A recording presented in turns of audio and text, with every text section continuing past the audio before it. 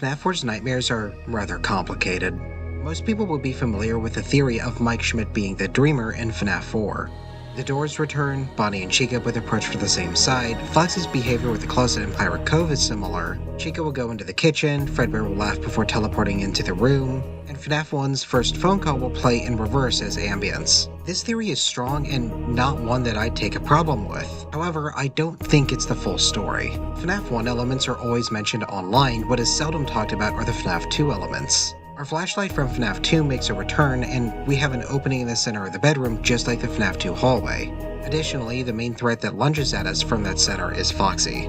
The Fun with Plush Trap hallway is nearly identical to the one seen in FNAF 2, and both the Wizards and the Nightmares will cause the lights to flicker when they're about to kill us. Fredbear will also manifest as a disembodied head, which he also did in FNAF 2.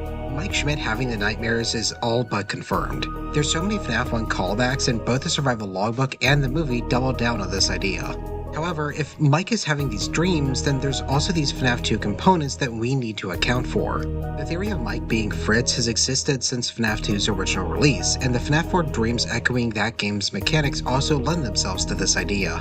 Because of this, I believe Mike Schmidt is Fritz Smith, and FNAF 4 is attempting to clarify that the Foxy brother was both of these security guards. However, as the years have gone on, there's been a massive shift in the way that the fandom perceives these dreams. The idea that the FNAF 4 nightmares originate exclusively from Michael has become a fandom-wide truth that I disagree with. Starting off, if these dreams have nothing to do with Garrett, then Nightmare Foxy using Michael's snarl sound effect makes no sense.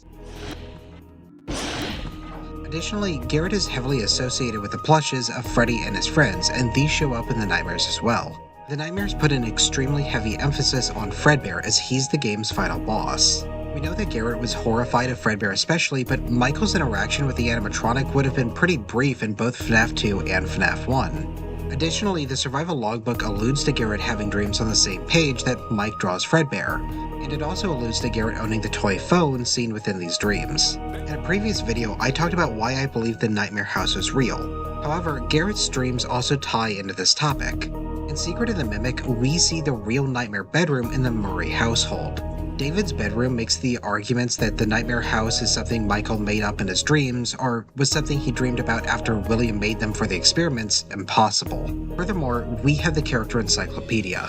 While I do think that all of these guidebooks should be taken with a grain of salt, I think what it says about FNAF 4 is significant. Nightmare Balloon Boy's page states that he's another one of the animatronics terrorizing FNAF 4's crying child. And Garrett's own page directly states that he is attacked by the Nightmare animatronics in his own bedroom. Scott even went through the effort to commission artwork of Garrett and Nightmare Fredbear together.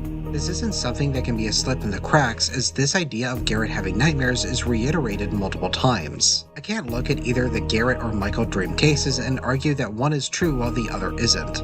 Both are implied by the source material, so it's silly to treat them as mutually exclusive. I believe the nightmares that we see in FNAF 4 are conglomerates of Garrett's fears and experiences, Michael's time working at FNAF 2, and Michael's time working at FNAF 1. That these dreams are meshing up all of these things and trying to tell multiple stories at the same time.